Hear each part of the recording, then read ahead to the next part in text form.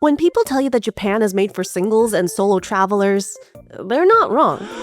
Solo dining and seating, slim aisles in shops, elevators that only fit like 2 or 3 people inside. All of these are very, very common to find. Yet, I wouldn't say it's impossible for a group of people to waltz into a restaurant, even with no reservations.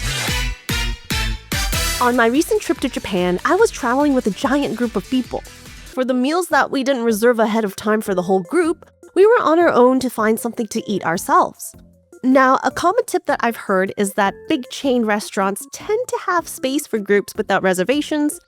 However, some of the best restaurants I've been to in the past are hole-in-the-wall, smaller stores that you'd probably have a hard time fitting even a party size of 4. It was a few people in the group's first time in Japan, and I think it'd be more memorable if we went to some of these smaller shops, even if it meant I would lead the pack to speak with the waiter and help them with ordering. I am not having 10 meals of McDonald's and 7-Eleven food. No. For context, I'm used to meeting my extended family at restaurants when we visit them in Hong Kong, and sometimes my parents would make the reservations. If you're dining out in Hong Kong, you'll see rows and rows of large tables at dim sum or seafood restaurants, and that's because it's expected that you'll be eating with large parties. Some popular places do still need reservations, while other places you just have to be there to register. But they have separate queues for different party sizes like 1 to 2 people, 3 to 6, and then 8 or more. In Japan, it can be hard to get even 5+ people in, but it can be done. And here's what I learned. First of all, we just need to set some expectations straight before I dive deeper into my own experiences. There are certain specialty restaurants that you will not be able to seat a large party size no matter how much you want. Many ramen shops are small and seat only a handful of people at a time. They may have table seats for like 2 to 4 people, but most of the seats will be single seats at the counter where you can watch the chefs craft up the dishes. Some other examples are like sushi shops that are just 6 counter seats, other types of noodle shops like soba, standing sizzling steak shops, and maybe some of the shops that you can find on 2nd or 3rd floors of a small, narrow building. During busy weekday hours, it might be difficult to even seat like 2 people together because most patrons are salarymen going in for a quick bite. On the plus side, the line moves quite fast, so in these cases, your best bet is to individually line up, order, and eat. And then afterwards, just meet back outside once you're all done. If you want to all enjoy the meal together at the same time, though, you may be asked if you can split the party into separate tables or seating areas.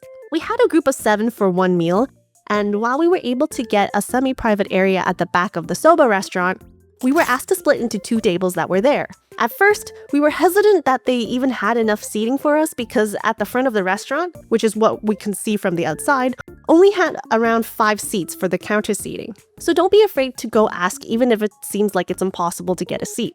Because it was a semi-private area, we could still talk a little bit louder and our other table can hear us and vice versa. However, we ordered separately as the QR codes on each table represented a different order bill. Each person at the table can bring up the menu on their own devices and we can add whatever we wanted to eat on it, and then the bill at the end just adds everything up together. That was really cool and a lot of places did this. In some places, this actually helps split the bill per person as well. Sometimes you won't be as fortunate to have everyone close together though. One time for sushi with a group of 5, we had to split into 2-3 with a couple sitting in between us on the counter space. The couple ended up leaving a few minutes after we were seated, and then the 2 stranded people were able to shift over, and so we're all sitting by each other at the end. The restaurant only had 3 choices on the menu, and we all ended up ordering the same thing, which made it very easy to split the bill. The toughest time we had in finding a restaurant that could fit our party size was when we had 10 people. The big 10. The issue wasn't the size of the party, though.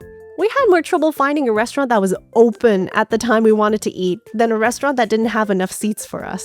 So because of the group schedule that we were on, we only had specific times that we could break off from the whole group and have meals or breaks. This sometimes meant we can only arrive to the restaurants late into lunch or dinner time. One thing to note is that many restaurants in Japan have a break between lunch and dinner service. Depending on the type of restaurant, last order for lunch can happen as early as 1:30 p.m., or it can go as late as like 3 or 4 p.m. And then dinner service would start back up at, say, 5 or 6 p.m. I'm usually the type of traveler who just likes to eat right when the restaurant opens to avoid crowds. Sometimes this means I have to line up early in advance of opening, like 30 minutes ahead. but that's only if I'm confident I could get in for the first round seating. Stressing over last order times just was not built into my system. I think it was like 1:30 p.m. when the group of 10 of us were looking for lunch in a small onsen town that we so happened to stop by. And when I mean small, I literally mean it was just like 2 small roads long. And then you could see the end of the road from one side of the town. I think there were only like 2 or 3 dine-in restaurants in the area, not counting the kombini that is just right next to the station. And most of them closed at like 1:30 or 2. There were no fast foods or even chain-like coffee shops or family restaurants in the area. That's how small it was. My feeling was because it's an onsen town, you were expected to have meals served to you at the ryokan that you were staying at. But since we were just passing by, we did not have that option. On Google Maps, there was just one sushi restaurant that was supposed to be open until 2 p.m. So we all scrambled over to see if we could squeeze in by the last order time. I volunteered myself to walk a little bit faster so that I can speak with the server, but as I got closer to the restaurant, it had no lights on. There weren't any signs or notices on the door, but it was very, very clear that it was definitely not open that day. Womp womp womp. So now we were getting desperate to get any sort of substance into our stomachs. It was a hot and sunny day, and we definitely needed to go indoors to cool off soon.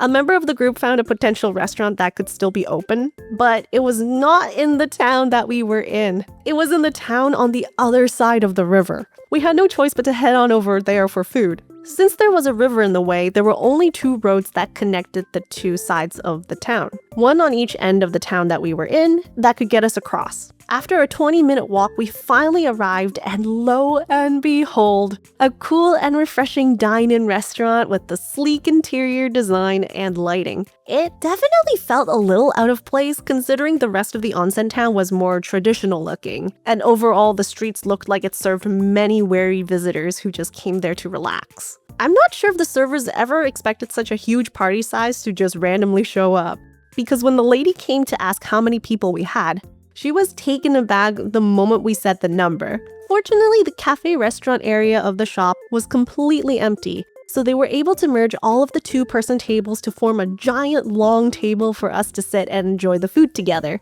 So yeah, I'm pretty sure they don't usually get such a big group though, because the food came out very slowly and the kitchen was definitely not prepared to make an order batch this big at a time. By the time everyone at the table were munching on their last bites of their main meal, my main course still had not arrived. And I also ordered a chocolate tart at the end of the meal. Not gonna lie though, this place was an awesome find and it was well worth the walk to get to.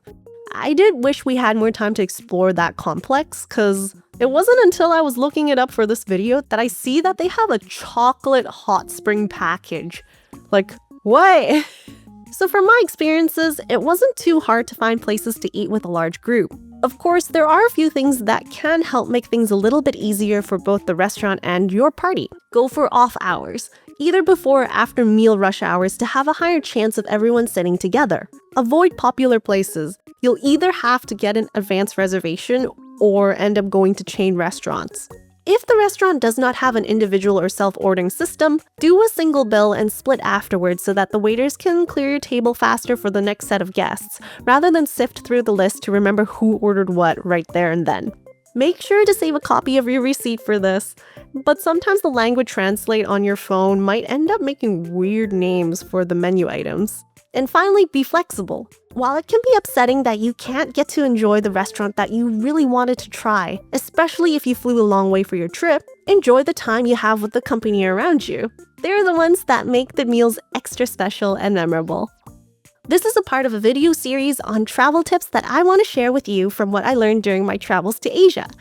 If you liked watching this video, check out this one about what blew my mind in ramen restaurants all over Japan. Or this one that's recommended for you.